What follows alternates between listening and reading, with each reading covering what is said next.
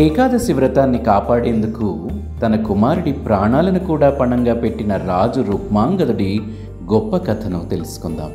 మీరు ఏకాదశి వ్రతం ఎంత నిష్ఠగా చేయాలి అనేది ఈ కథ వింటే అర్థమవుతుంది. ఏకాదశి ఉద్భవం, నియమాల గురించి డిస్క్రిప్షన్లో ప్లేలిస్ట్లో ఉంది, దయచేసి వెళ్ళి చూడండి. విదిశ రాజ్యం సూర్యవంశానికి చెందిన రాజు రుక్మాంగదుడు. అతను ఏకాదశి ఉపవాసాన్ని తన జీవిత ధర్మంగా భావించాడు. అతని రాజ్యంలో ప్రతి ఒక్కరూ ఏకాదశిని పాటించాల్సిందే అని కఠినమైన నిబంధనలు విధించాడు. దీనివల్ల రుక్మాంగదుడి ప్రజలు పాపరహితులై మోక్షాన్ని పొందుతున్నారు. కానీ ఈ విషయం యమధర్మరాజును కలవరపరిచింది. పాపులు లేకపోతే నరకానికి ఎవరు వస్తారు? నా పనేమిటి అని యముడు బ్రహ్మదేవుడిని ఆశ్రయించాడు.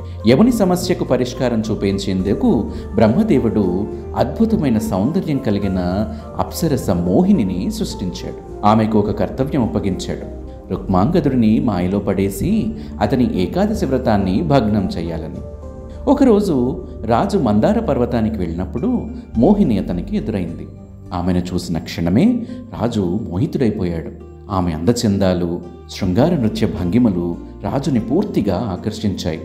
రాజు ఆమెను ప్రేమిస్తున్నానని చెప్పి పెళ్లి చేసుకోవాలని కోరాడు. కానీ మోహిని ఒక షరతు పెట్టింది.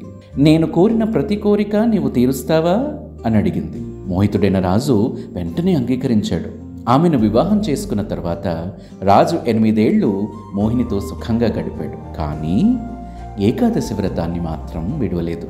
ప్రబోధిని ఏకాదశి సమీపించింది. మోహిని అసలు రంగు బయటపడింది.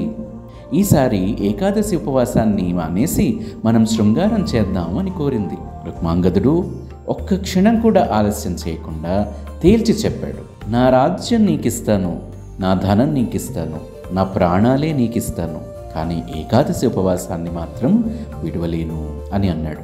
అప్పుడు గౌతమ మహర్షిని, బ్రాహ్మణులను పిలిపించి రాజులకు వ్రతాలు ఎందుకు సరిపడవో చెప్పించి వ్రతభంగం కోసం శతవిధాల ప్రయత్నించింది మోహిని. రాజు తనకిచ్చిన మాటను, ఒప్పందాన్ని గుర్తు చేసి మాట ఇచ్చి ధర్మాన్ని తప్పుతావా అని అడిగింది. ఇక మోహిని చిర్రెత్తిపోయింది. రాజు ఏకాదశిని విడవకపోతే దానికి బదులుగా నీ కుమారుడి తల నాకు కావాలి అని మొదటి భార్య అయిన సంధ్యావళిని కోరింది. సంధ్యావళి కన్నీళ్లతో రాజును చూసింది.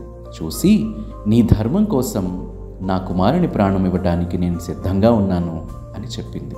అప్పుడు కుమారుడు ధర్మాంగదుడు కూడా ధైర్యంగా ముందుకు వచ్చి, తండ్రి, మీ ధర్మాన్ని కాపాడేందుకు నేను ప్రాణాలిచ్చేందుకు సిద్ధంగా ఉన్నాను అని అన్నాడు.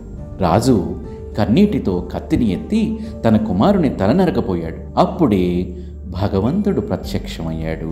రుక్మాంగదుడా, నీ భక్తి నన్ను మెప్పించింది, నీ ధర్మానికి నా ఆశీర్వాదం అని విష్ణువు సంతోషంతో పలికాడు. రుక్మాంగదుడు, ధర్మాంగదుడు మరియు తన తల్లి అయిన సంధ్యావళిని కూడా వైకుంఠానికి తీసుకువెళ్ళాడు. ఈ కథ మనకు ఏకాదశి వ్రతం పాటించే వారికి భగవంతుని కృప ఎలాంటిదో స్పష్టంగా చూపిస్తుంది.